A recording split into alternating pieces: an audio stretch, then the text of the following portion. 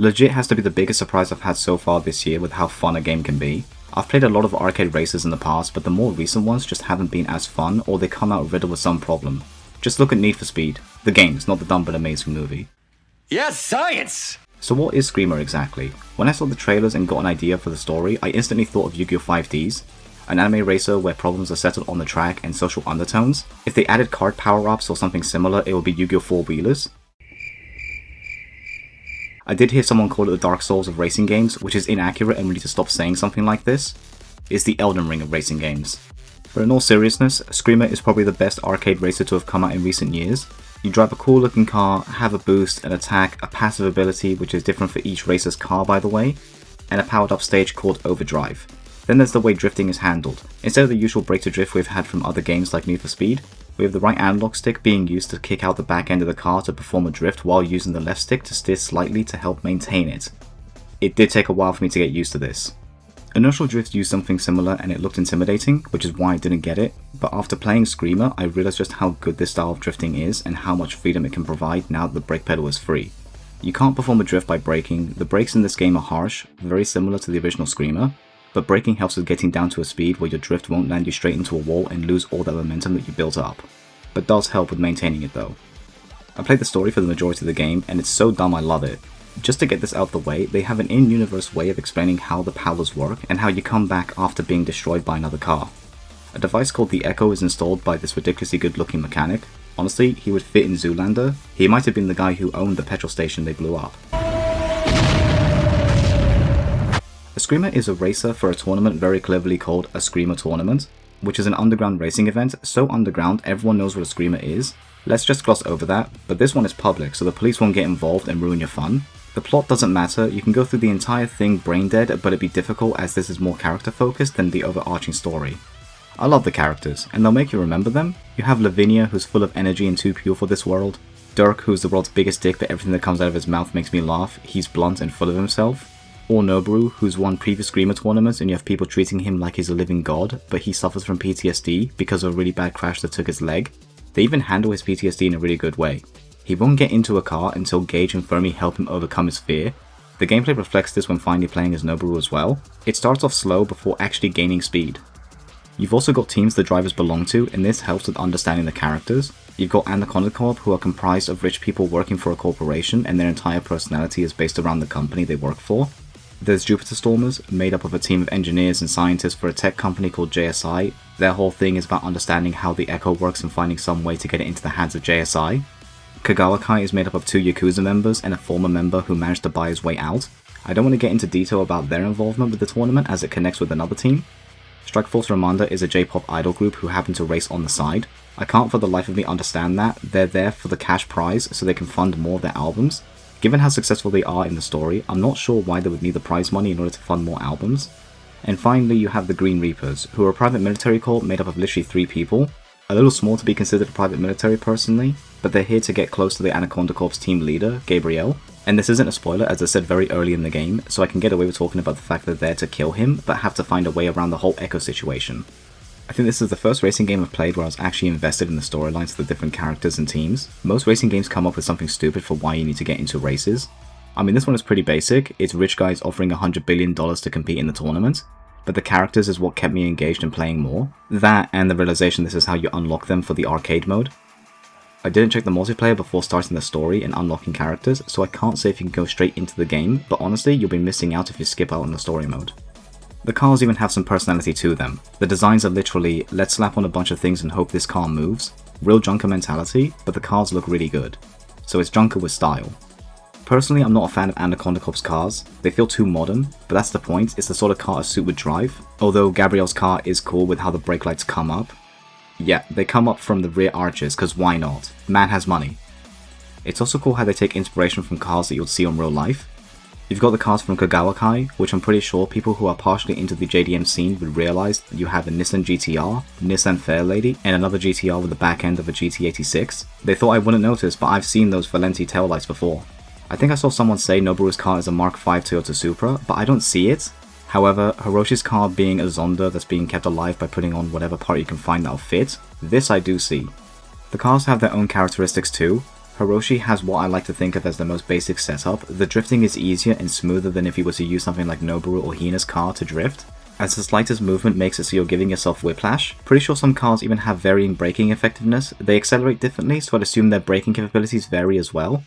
There's also an active shift mechanic. Technically you can let the cars automatically shift, but if you shift when it goes into the red line, or I guess the orange line, you can press the shift button to change gear, get a slight boost in speed, and build up the sync meter. This is what allows you to use boost, but also a shield you can activate. Boosting also has a degree of skill to it, a very small amount, but skill nonetheless.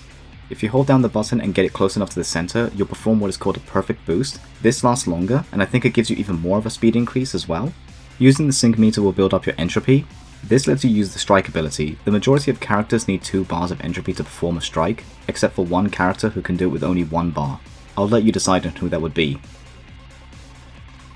There's a reward to striking down your opponents aside from the satisfaction of seeing cars go boom. It will build up your sync meter. If you're playing as Frederic, he has one of the biggest risk-reward passives.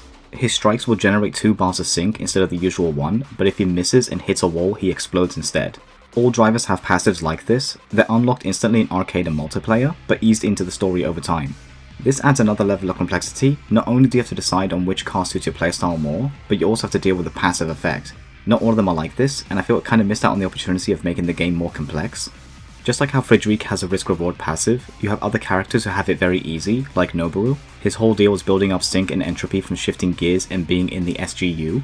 His drawback is you only have 2 bars of sync, but I never saw a situation where you'd want to bank more than 2 or 3 bars in any of the races, so it's not much of a hindrance.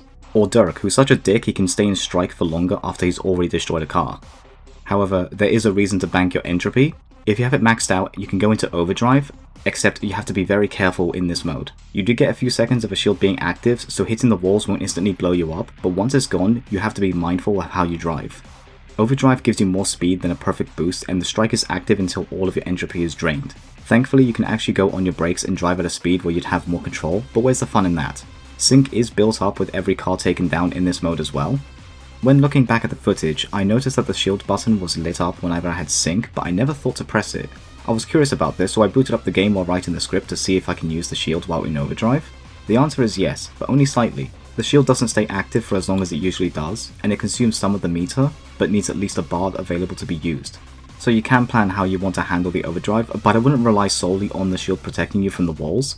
There's not much else to talk about for the shield. It does exactly what it says on the box and very easy to understand.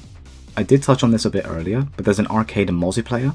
I didn't play much of the multiplayer, so I can't really comment on how good it is, but from what I've been hearing recently, a lot of people are loving the game, so for now, I'd like to assume the multiplayer is active for the time being.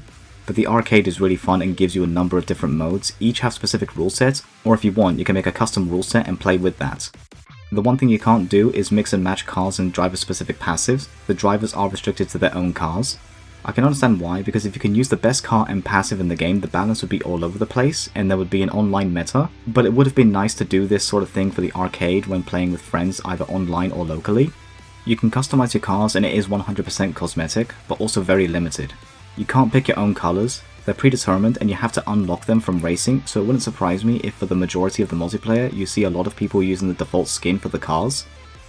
It's a shame, but I'm hoping Milestone will allow us to use custom colors just to make them our own. Maybe also add in a system where you can put on decals. Lots of racing games have this, and even Armored Core 6 allows you to make custom decals that can be imported. Imagine if FromSoft made a racing game. I'm hoping we get cooler designs as well. Some of the customization options don't change the cars enough in my opinion. The majority of them are different colors of the default skin. Then some which give off a different look, like the wheels might be different or you have a wider body kit or a bigger spoiler, that sort of stuff. It's good that they allow you to mix and match these, but more options will go a long way on differentiating my Shadow Alpha to another person's Shadow Alpha. Yeah, Hiroshi's car has a name. In fact, all of them do, but some are names with numbers. Would be nice to have a loadout you can actually name as well. I think it would be impossible to not talk about the soundtrack. Hopefully if I've done the volume mixing correctly, you'd have been hearing the songs in the background.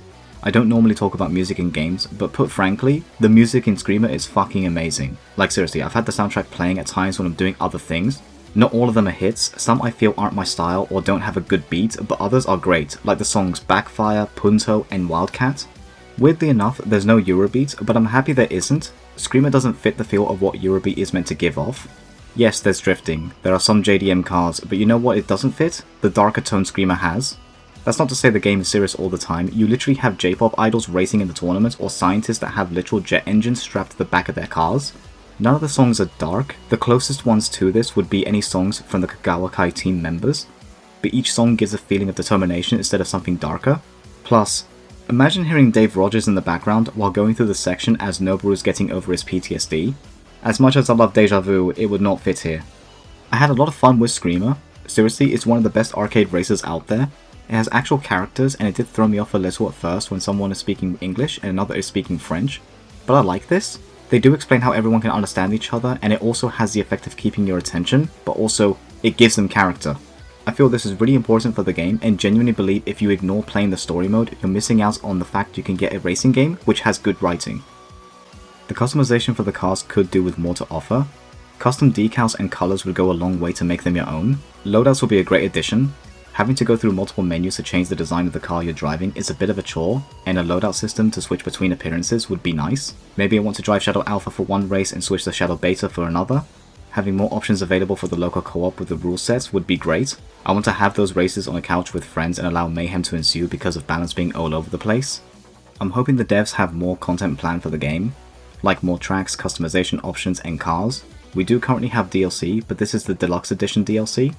It offers enough right now to keep you busy, but just like with most racing games, if there's content drought, the player base will drop off. The Steam page does mention about connecting to an Epic Games account. You don't need to, you can ignore that prompt and play as normal.